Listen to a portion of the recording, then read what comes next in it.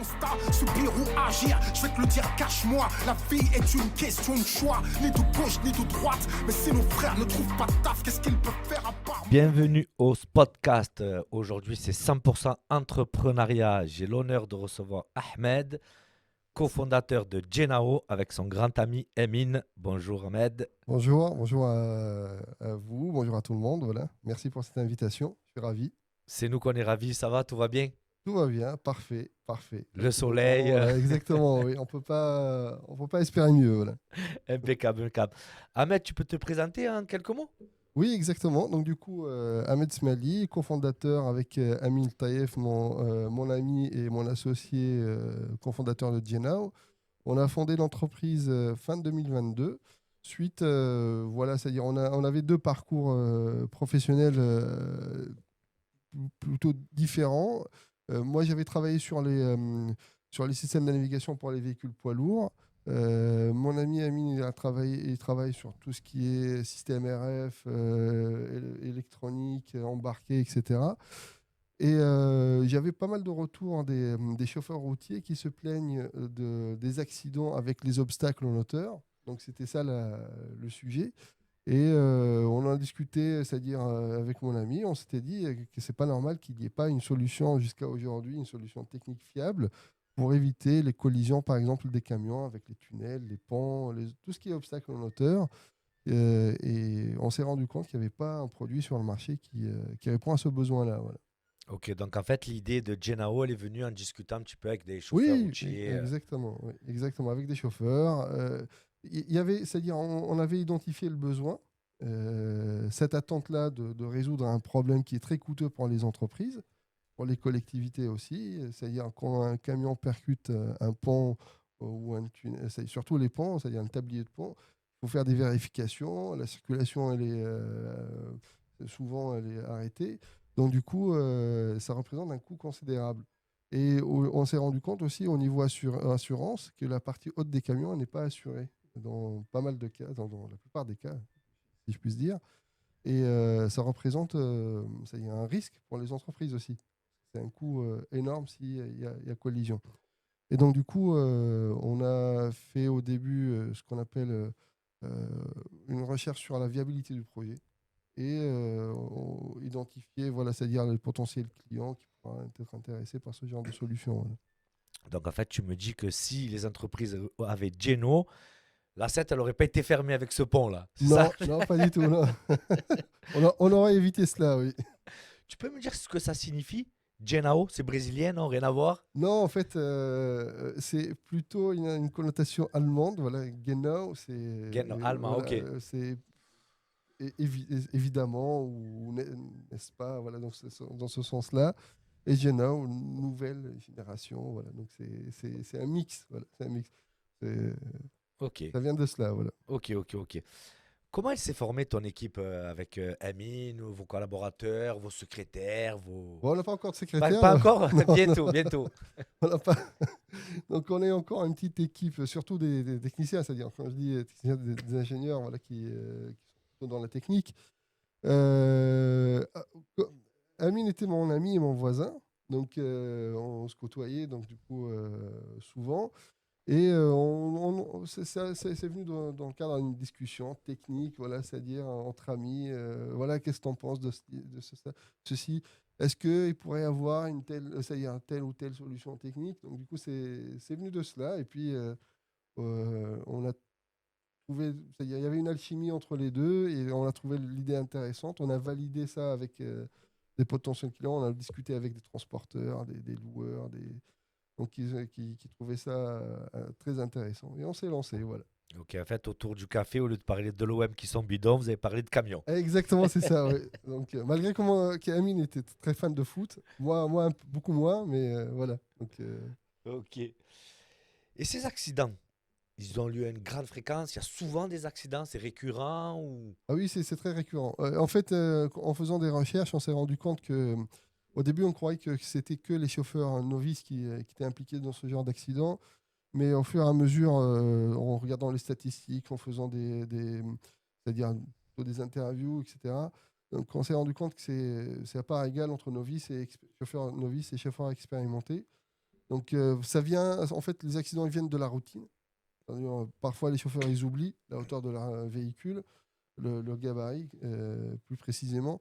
Et puis, quand il y a un changement d'itinéraire, par exemple, des déviations, etc., et en même temps, le chauffeur, il est appelé parce qu'ils sont très sollicités pour les livraisons, etc.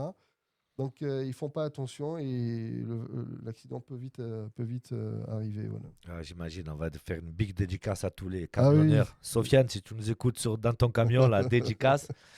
Et ça coûte cher aux entreprises, ces accidents? oui, en fait, ça coûte cher aux entreprises.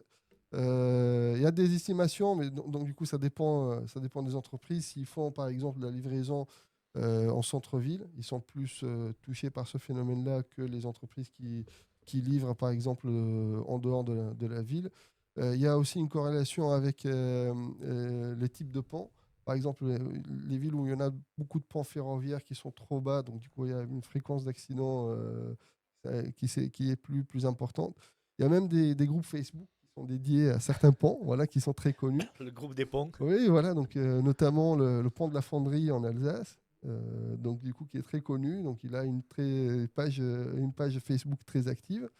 Donc il y a en Australie, aux États-Unis, il y en a- Ah ouais, c'est un marché qui est international en ah fait. oui, oui, c'est un marché international. Donc du coup, et en termes de coûts, on a les coûts pour les collectivités. En France, c'est aux alentours, la moyenne, est autour de 15 000 euros pour chaque collision avec un pont. Ça, c'est pas pour les entreprises, pour les dégradations qui sont subies par Ok. les ponts. Au Royaume-Uni, c'est pareil, dans les mêmes montants.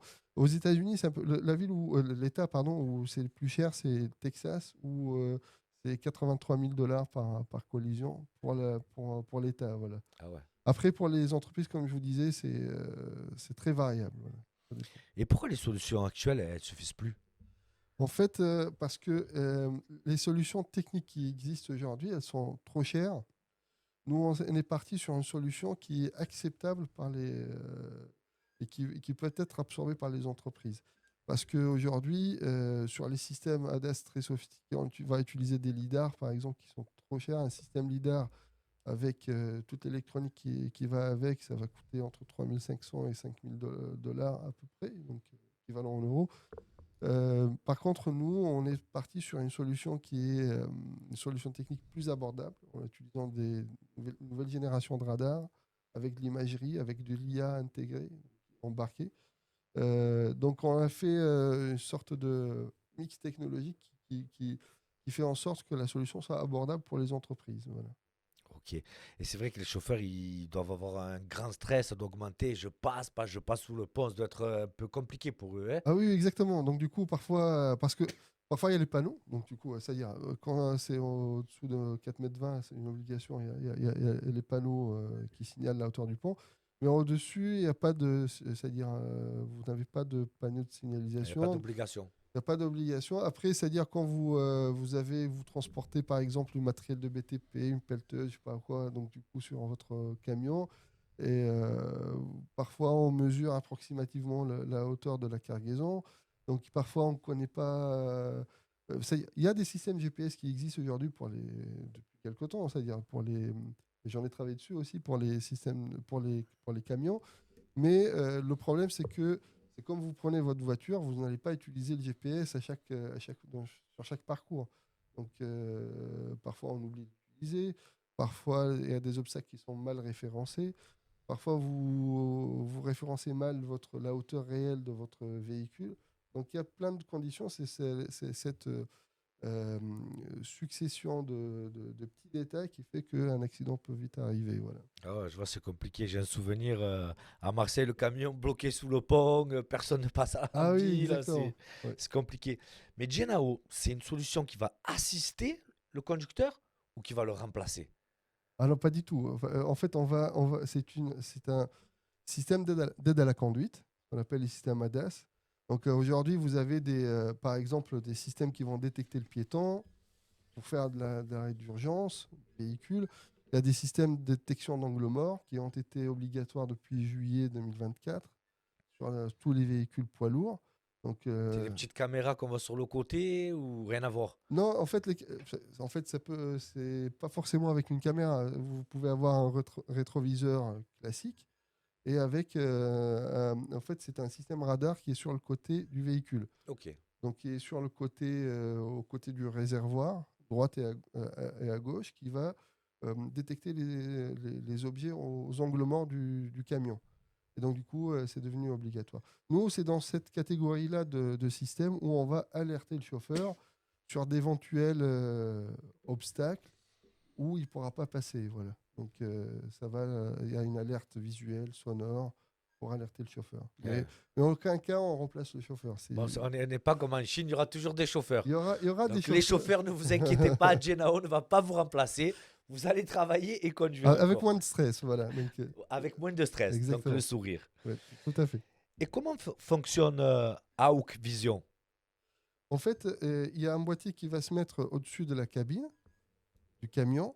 Comme je disais tout à l'heure, c'est un système qui est équipé d'un radar, ce qu'on appelle un radar millimétrique, et une caméra. Donc, techniquement, on fait de la fusion de données entre les deux, entre le radar et la caméra, avec de l'IA embarquée. On analyse l'environnement du camion pour détecter les éventuels obstacles.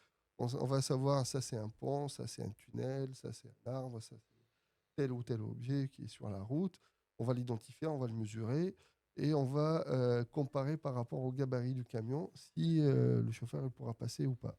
Et Ok. puis, donc du coup, on a deux types d'alertes, si vous permettez. Voilà, donc du coup, soit on alerte ça dépend des modèles des camions, soit on alerte sur le tableau de bord du véhicule directement, soit il y a un petit device, c'est-à-dire un petit écran qui va être rajouté sur le tableau de bord où on va avoir l'information visuelle. Voilà. Ça dépend de. Parce que sur les camions, par exemple, le Renault Trucks, on peut s'interfacer sur le camion directement et alerter sur le combiné, c'est-à-dire sur le tableau de bord directement. Sur certains autres modèles, il faut un petit écran additionnel pour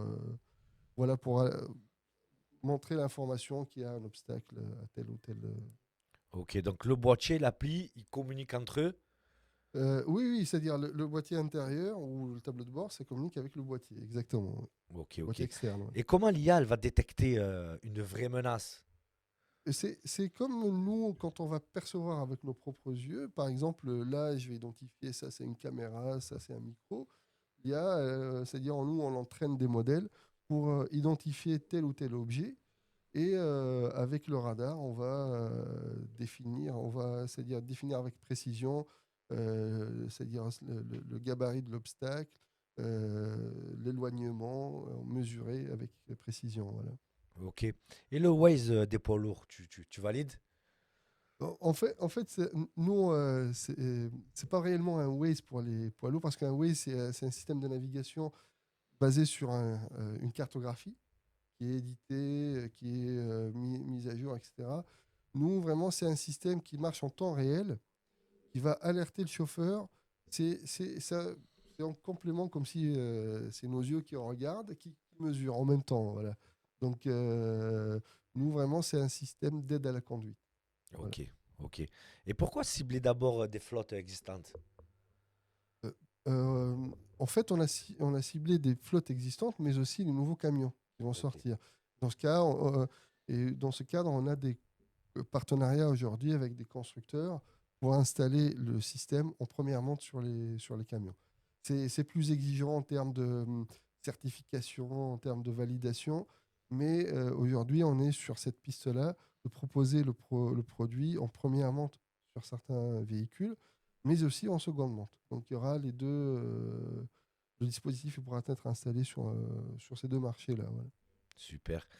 Comment éviter un petit peu l'effet outil de surveillance? Parce que nous, il n'y a pas de surveillance du conducteur. On n'est pas un système de tracking comme ce qui existe aujourd'hui. On ne va pas traquer le chauffeur. C'est pas ça le Il but. peut faire sa petite pause en cachette sur le Ça ne le côté. regarde pas. Voilà. Nous, ce qui nous importe, c'est d'éviter les accidents. C'est un système de sécurité où le chauffeur il pourra conduire sans avoir ce stress permanent. Je passe ou je passe pas. Je me fais surprendre par tel pont ou par tel. Par exemple, dans une aire de livraison, parfois il y a les bars, vous voyez, les entrées de parking. Ça, c'est redoutable, surtout pour les VL aussi. Donc, on ne cible pas que les camions, mais le type Renault Master ou par exemple Iveco Daily. Donc, ceux-là, ils subissent ce genre de collision avec les barres de parking. Donc, nous, on enlève cette charge mentale pour le chauffeur avec notre dispositif. Ok, bon, je pousse un peu plus loin, mais ça marche sur le côté aussi, Sur le côté, c'est-à-dire sur en le. largeur. Non, aujourd'hui, on est que sur la partie hauteur. Voilà. Largeur, il passe, les camions, ils taquinent, il n'y a pas de. C'est c'est C'est dans dans les les projets. tuyaux, mais aujourd'hui, Je on prends a. 10% pour Voilà, l'idée. avec grand plaisir.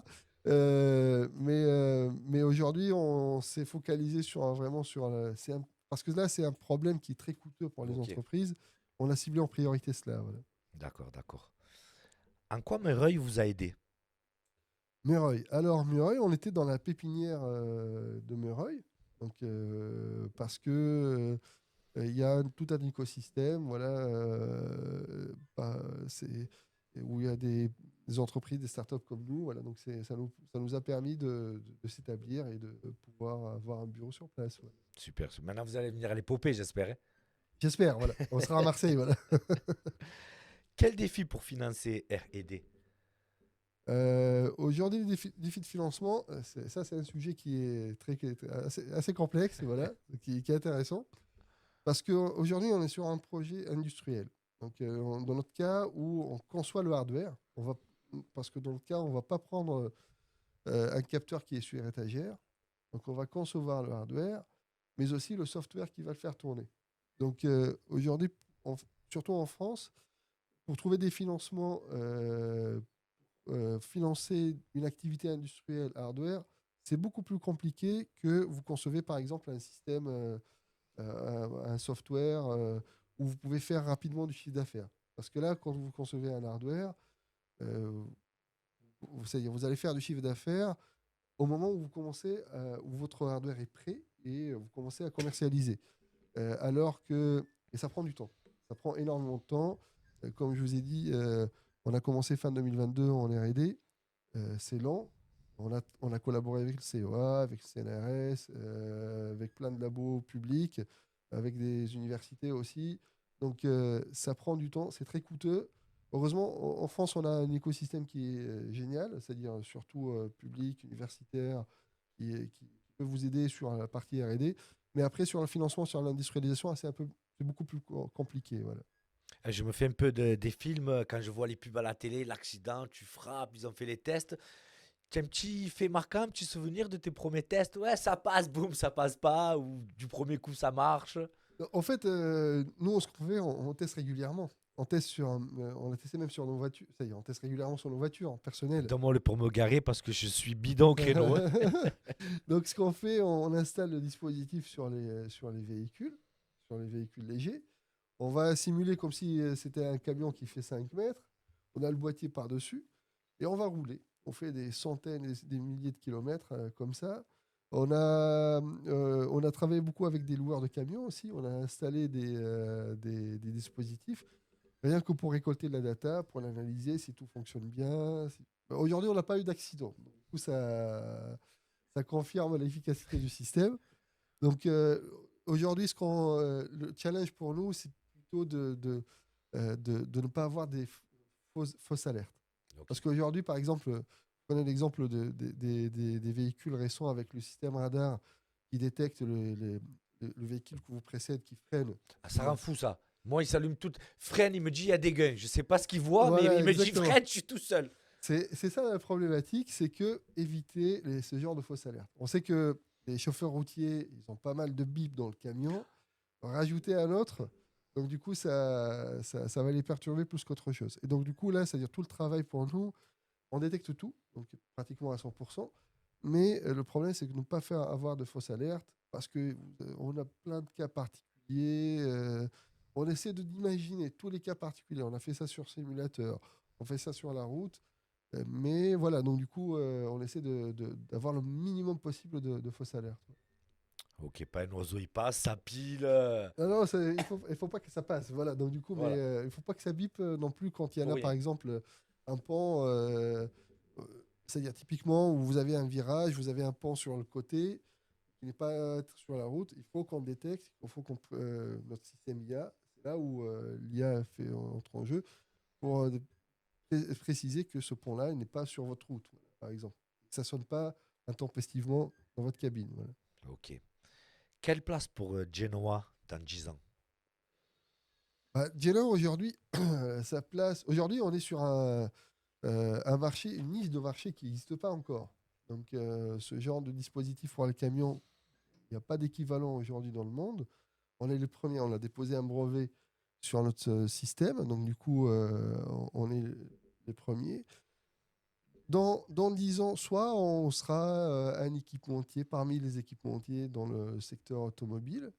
Voilà, c'est ce qu'on souhaite. Voilà. Et puis développer aussi notre dispositif pour qu'ils offrent d'autres services aussi. Notamment, par exemple, vous avez parlé du gabarit sur les côtés. Donc, du coup, ça, c'est le futur, c'est de progresser sur ce genre de services de sécurité et d'aide à la conduite. Voilà. Reda, tu as enregistré sur les côtés. C'est quoi la votre prochaine? idée, C'est tamponné, ouais, ça y est. exactement, oui. C'est le taureau Nova Geracao. Exactement, on va le nommer Ça comme ressemble un peu, c'est Genoa, c'est un peu Oui. brésilien. Oui. C'est quoi la prochaine étape? Aujourd'hui, la prochaine étape, on est focalisé sur la partie industrialisation. Donc là, on est vraiment focalisé sur la fabrication du produit. On est en train de nouer des partenariats avec des industriels dans l'automobile. On est petit aujourd'hui. Donc, on est en train de lever des fonds pour industrialiser notre produit. Donc, c'est ça le vrai challenge aujourd'hui, c'est d'arriver à industrialiser le produit avec le pricing qu'on a défini, qui est abordable pour les entreprises, pour les constructeurs aussi. Donc, déjà, si on réussit ça, c'est déjà pas mal. Voilà. J'entends dans l'oreillette que Reda il serait ravi de t'accompagner avec BPI. Oui, je pour serais ravi t'aider aussi. à l'épopée. On est ici d'ailleurs, les entrepreneurs en herbe, les futurs, les anciens, les nouveaux. Vous pouvez venir au spot, à l'épopée. On sera ravi de vous accompagner. Il y a Reda, il y a Nassera, voilà, qui sont là. Je serais pour ravi vous moi aider. aussi, voilà, que ça aboutisse et que ça fasse une réussite, voilà, et que ça fasse une entreprise qui fait travailler beaucoup de monde aussi, que ce soit sur la partie conception, ingénierie, mais aussi sur la fabrication, parce que comme c'est une entreprise industrielle, donc on est amené à fabriquer notre produit. Donc du coup, j'aimerais bien qu'un de ces jours, on puisse fabriquer localement notre produit. Voilà. J'espère. Moi, je veux en savoir, Ahmed, un peu plus sur toi. Tu viens d'où? Tu es né où? Moi, je suis né en Tunisie, j'ai fait mes études en Tunisie. Harissa. Voilà, exactement. Très fan, grand fan d'Harissa, voilà. Et je suis venu en France en 2007. Où ça en France? En Ile-de-France. En Ile-de-France, à Paris. Bon, c'est pas grave. Voilà. On t'aime. C'est un bon projet, on t'aime quand même. Hein. Voilà. Mais voilà, donc du coup, ça fait 2 ans qu'on est à Marseille. Donc je savoure donc, du coup, d'être à Marseille. Très belle ville. Il y a... Madame, elle est contente. Le soleil, oui, tu l'as enlevé de la pollution là. Exactement, les enfants aussi, ils sont ravis, ça leur plaît. Il y a la mer, le soleil, une ville dynamique. C'est tout ce qu'il faut voilà, pour réussir, pour profiter de la vie. Voilà. Donc, du coup, en même temps, c'est ça qui est pas mal. Qu'est-ce que tu me dis, Reda? Reda, il voudrait que tu lui inventes le même système pour bloquer les Parisiens. Ah oui, Qui restent en haut. Calmez-vous. Écoutez, ils ont des bonnes idées. Oui, exactement. Donc, du coup, mais voilà, donc c'est ça qui est pas mal. C'est que chaque ville elle a son dynamisme et que ses particularités. Et c'est ça qui est génial aussi. En tout cas, merci beaucoup. C'était Ahmed, cofondateur de Genoa avec son grand ami Emin. Si vous avez des questions, on vous mettra les liens. S'il y a des entreprises de camionneurs qui sont là, qui sont intéressés, on mettra tous les liens. Sinon, vous pouvez nous appeler à l'épopée. Ahmed. Merci, pardon. C'est pas grave. Merci beaucoup. Merci, bon courage pour la suite. C'était le Spot 4 100% entrepreneuriat. Je vais te le dire, cache-moi. La vie est une question de choix. Ni de gauche, ni de droite. Mais c'est nos frères.